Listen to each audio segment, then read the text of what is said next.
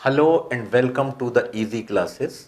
इस वीडियो में हम डिस्कस करेंगे टोबिन्स डिमांड फॉर मनी, यानी टोबिन का वर्जन क्या था डिमांड फॉर मनी में, और डिमांड फॉर मनी के डिटर्मिनेंट यानी कैसे डिटरमिन होती है डिमांड फॉर मनी। इस सिलसिले में अगर आप रिकॉल करें केन्स का, कि केन्स ने डिमांड फॉर मनी में एक कंपोनेंट जो इंपॉर्टेंट था उनके लिए वो था स्पेकुलेटिव डिमांड फॉर मनी, जहां पर in aggregate demand for money जो थी फॉर स्पेकुलेटिव पर्पसेस वो थी inversely related to the rate of interest in aggregate. ये आप याद रखिए।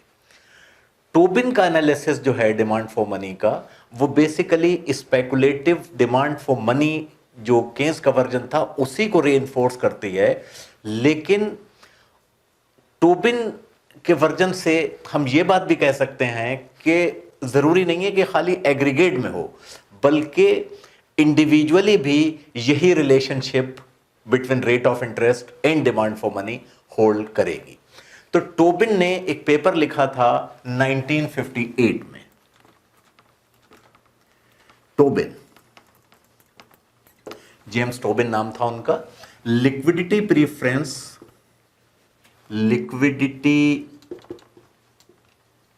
preference as behavior. So liquidity preference as behavior towards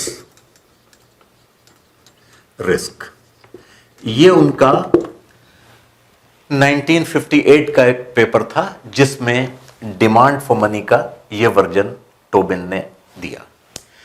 initially ये बेस्ड है उस चीज के ऊपर कि जहां पर कोई भी शख्स इंडिविजुअली भी वो अपनी वेल्थ को मनी और दूसरे असेट की शक्ल में रखता है। अगर खाली मनी की शक्ल में रखता है तो उसकी इनकम घटती है ना बढ़ती है, अगर हम ये अज्यूम कर लें कि प्राइस जो है वो कांस्टेंट है। In that case real income उसकी ना तो बढ़ेगी ना घटेगी।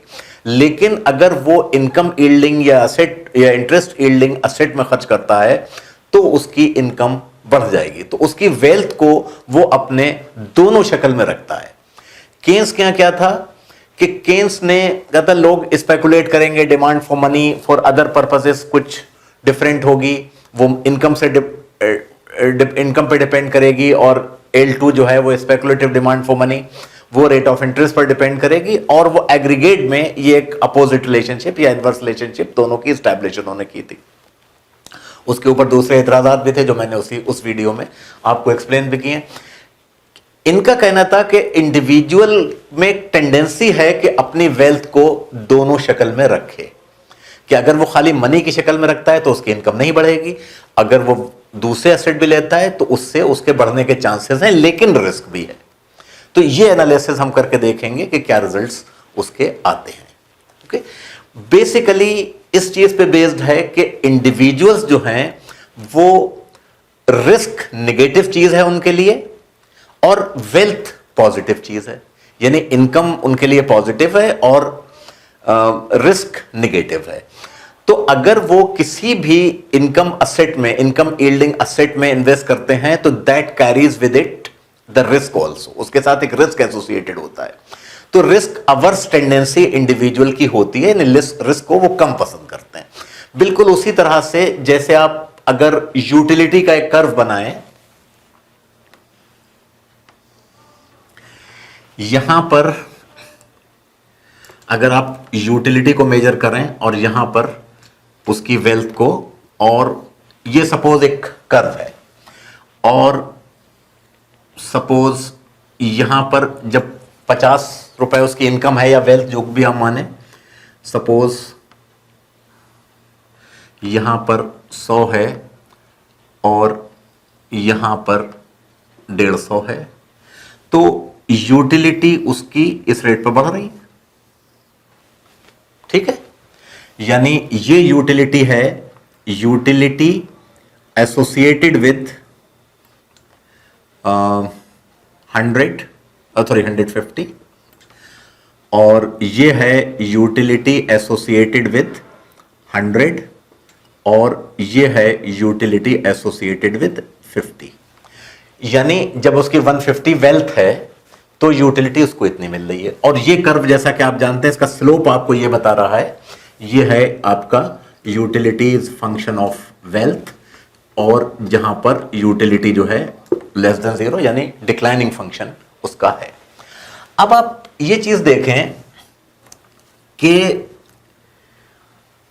अगर ये सर्टेन इनकम है उसके पास तो उसका कर्व ये है, लेकिन अगर उस तरह उसके सामने कोई ऐसी चीज है कि अगर उसके पास ये 100 रुपए के बराबर चीज है और उसको किसी असेट में इन्वेस्ट करे जिसमें यह भी मान लीजिए कि उसमें 0.5% चांस इस बात के हैं कि वो बढ़ के 150 हो जाएगी और 0.5% चांस इसके हैं कि वो 50 हो जाएगी, ठीक है। तो अगर आप इस रैंडम वेरिएबल जो कि रिस्क है उसकी वैल्यू भी 100 ही आ जाएगी, लेकिन इन टर्म्स ऑफ यूटिलिटी वो उसको कम यूटिलिटी यील्ड करेगा। जैसे आप यहां से अगर एक लाइन यहां की ड्रॉ करें तो ये चीज जो है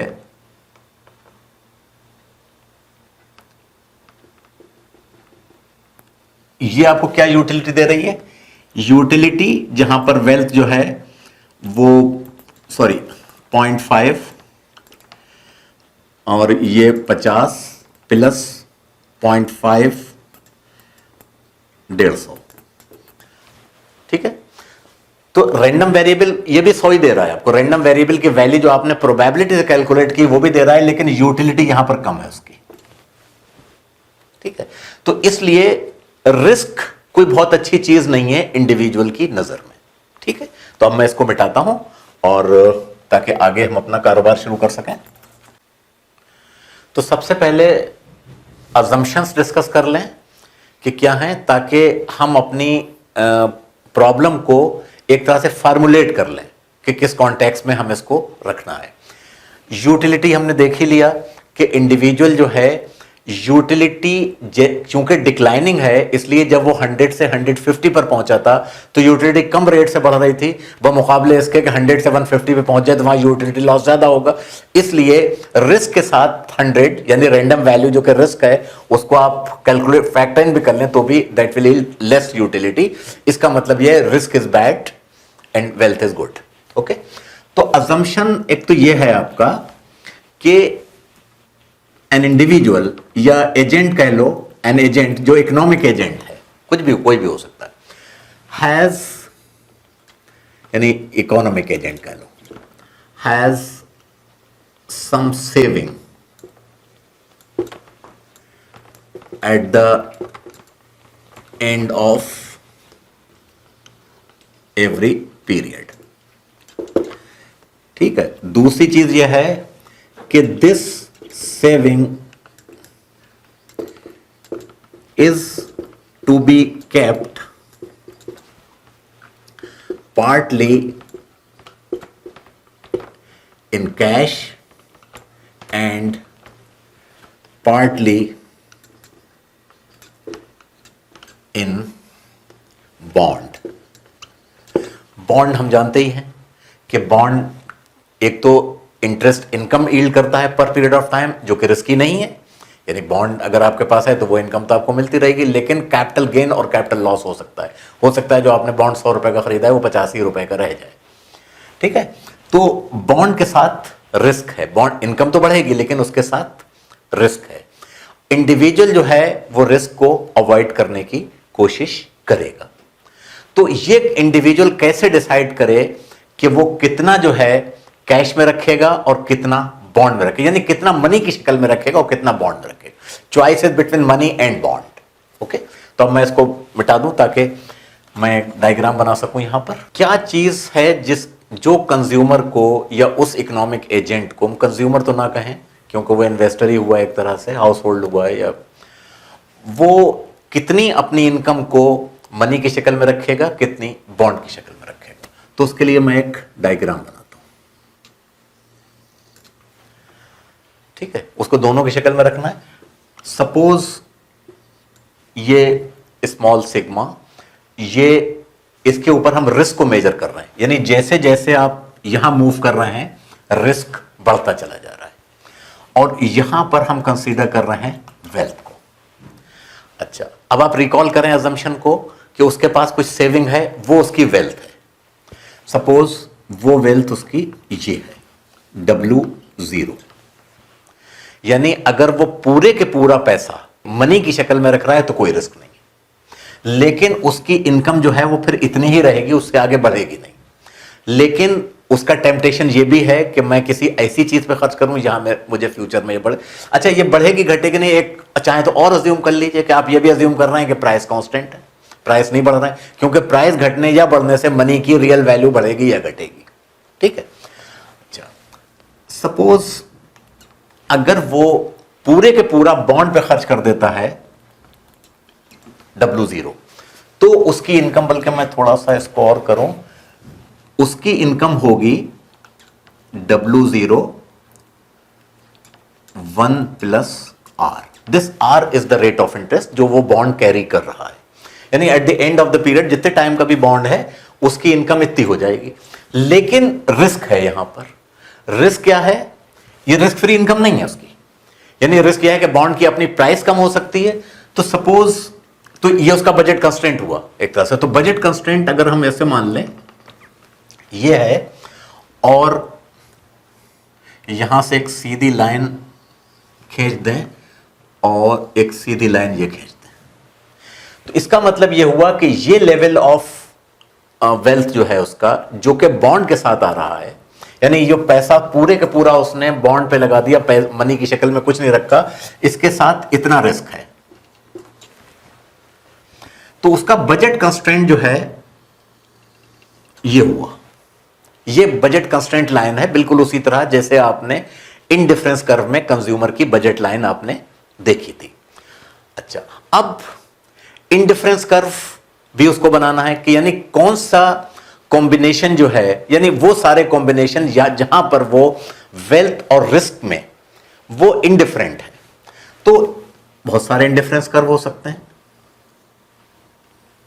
सॉरी इसको मिलाता हुआ ना बनाओ, ये इंडिफरेंस कर्व है। यानी ये इंडिफरेंस कर्व जो हैं किस पॉइंट को रिफ्लेक्ट कर रहे हैं?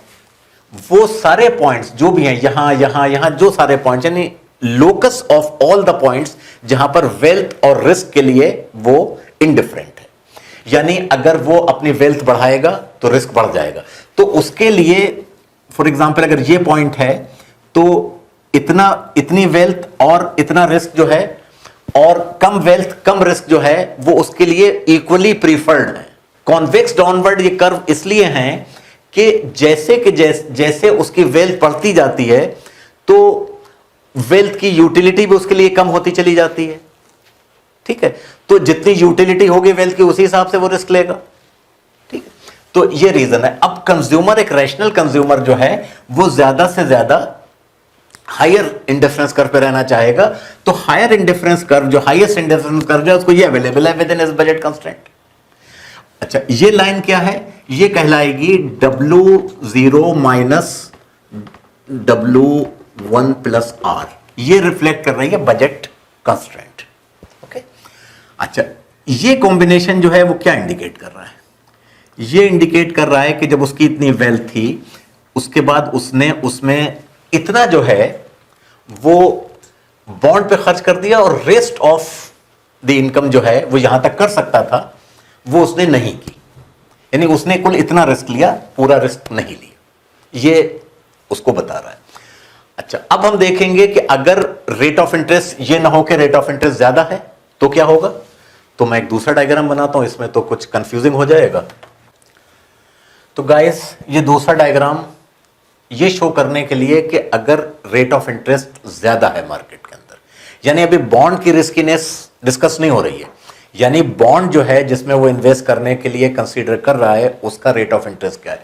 ये हम देख चुके हैं कि अगर रेट ऑफ इंटरेस्ट ये था तो उसका बजट कंस्ट्रेंट ये था, यानी ये क्या था? W0 माइनस W1, जो कि W1 उसको क्या देगा? यानी W0 minus W0 1 plus R0, यानी रेट ऑफ इंटरेस्ट जब ये, सपोज रेट ऑफ इंटरेस्ट ज्यादा है, रेट ऑफ इंटरेस्ट ये है, बॉन्ड की रिस्कीनेस वही की वही है, रेट ऑफ इंटरेस्ट ज्यादा कैरी कर रहा है, तो इट इज लाइकली कि कंज्यूमर जो है वो हायर इंडिफरेंस कर्व पे शिफ्ट करे।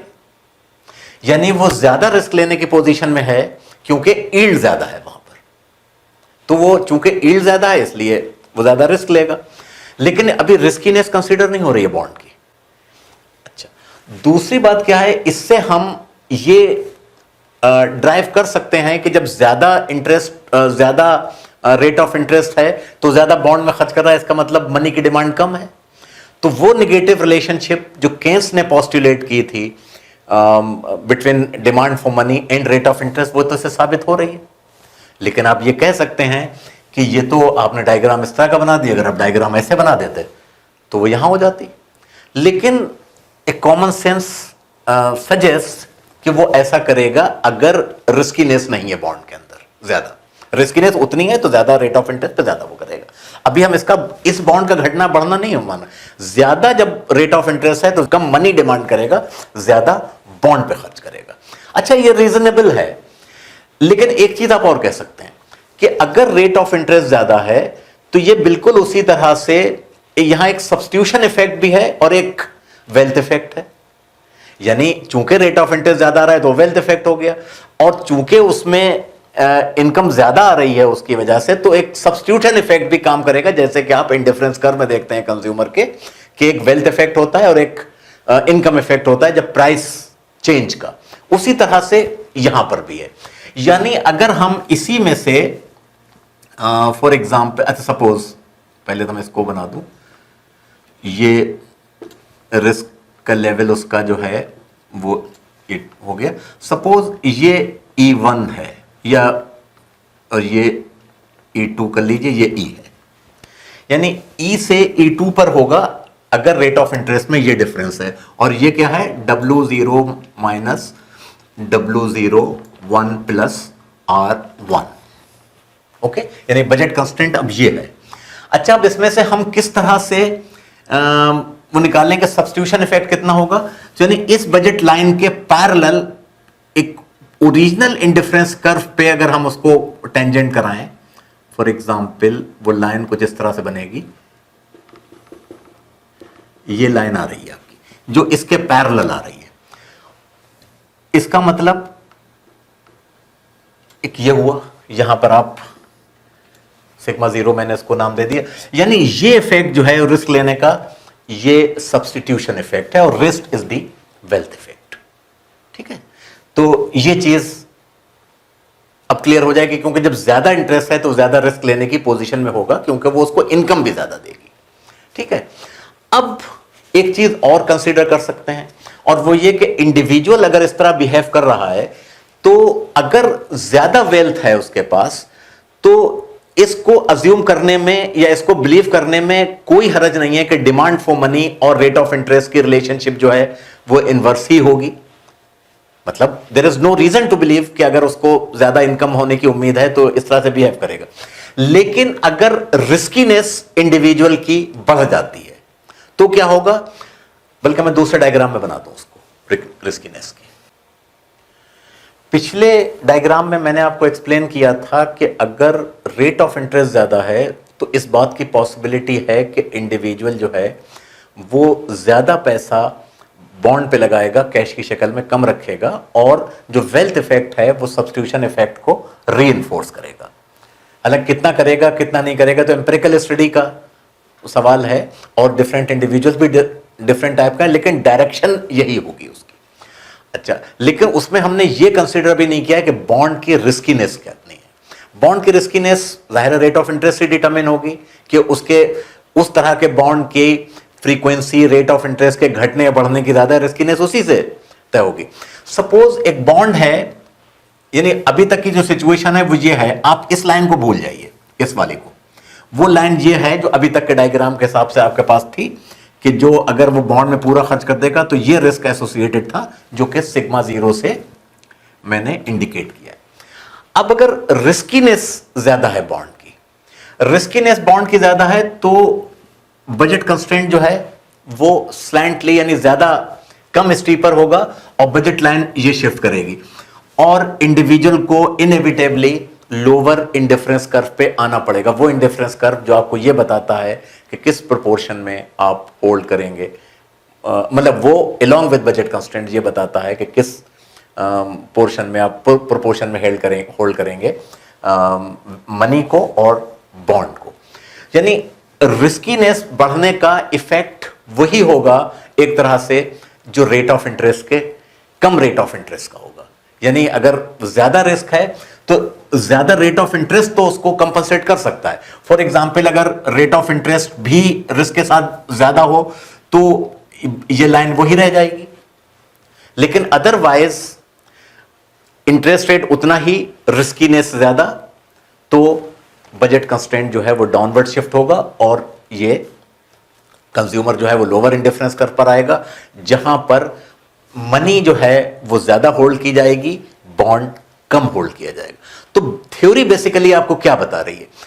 थ्योरी बेसिकली ये बता रही है कि इंडिविजुअल के पॉइंट ऑफ व्यू से भी रेट ऑफ इंटरेस्ट और डिमांड फॉर मनी की वही रिलेशनशिप है जो केन्स ने एग्रीगेट में आपको बताई थी।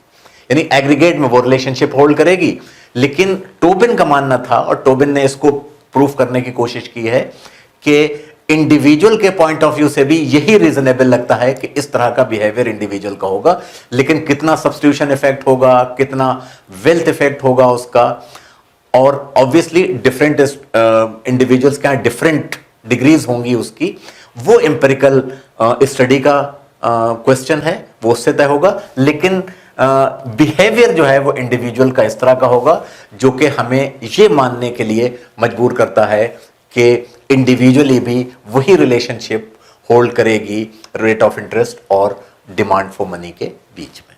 तो guys, thank you very much for patiently listening to this.